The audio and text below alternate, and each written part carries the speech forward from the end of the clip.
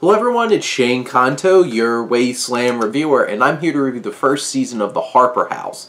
And this is a new animated series from Paramount Plus which I have Paramount Plus through Amazon Prime, so I had to think about it for a second. I'm like, is this an actual Amazon show?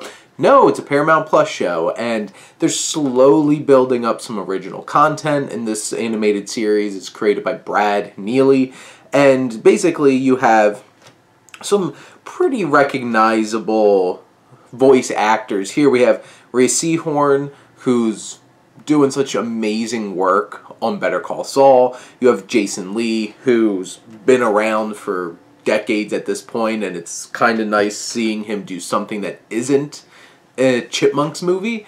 And then you have Tatiana Maslany as one of the children, as the daughter, and then you have Flynn, who plays the son, and you have this family. They lose all their money and have to move into an old house owned by the family of the wife, voiced by Seehorn, and she's overly confident.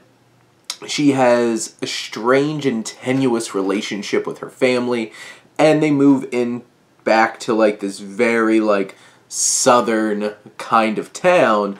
And the show tries to deal with some racial tensions and societal issues, and having commentary on that leading up to the final episode of this first season that has such an absurd premise. That's really the key to this show, is all the premises are absolutely absurd and over the top and ridiculous, and the amount of idiotic planning that goes into all the harebrained schemes that this family comes up with is, after a while, kind of just exhausting and just too out there. But there's some clever things, and they set up some interesting ideas to try to tackle in terms of racial issues and themes like that. But I don't know if the show really digs too deep into them, or just hits the bare minimum right on the surface of these ideas. It's yes, racism bad, the Ku Klux Klan bad, and it's that there's a lot of white fragility in these characters of I'm so afraid about what our neighbors who are black might think if they find this out, that our family happens to have this in their house.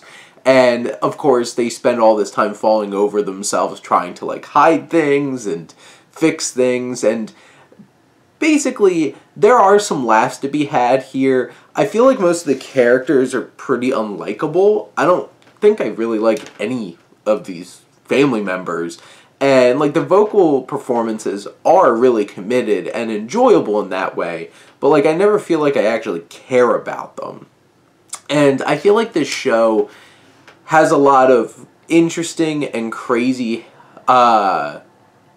lowbrow kind of setups and scenarios and silly ideas and crazy situations that you have to watch all these characters try to struggle through. But none of them feel very fresh or interesting or new. And I've seen these kinds of hijinks before in other shows done better with characters that I enjoy more. I feel like this show has a lot of great ideas and themes, along with some of the more societal things, internal, familial tension, the ramifications of how families treat each other, how they're raised. The main, the wife in this show has a lot of deep-seated mother and father issues, and she's trying to process those things, and these generational traumas that go on in these effects. The show tackles them, but not very deeply. But there are some interesting episodes. There's one particular episode that focuses on the dad, the mother of the main family, her sister and her father, trying to remember the mother who has passed away. And that episode brings up some interesting things, but also has some subplots that are just stupid hijinks, and see how far these characters could get away with them. And in the end, I feel like this show doesn't have quite enough to make it stand out among the sea of animated sitcoms that you could be watching right now. This is no Bob's Burgers, This is no Simpsons. It's not Family Guy, American Dad.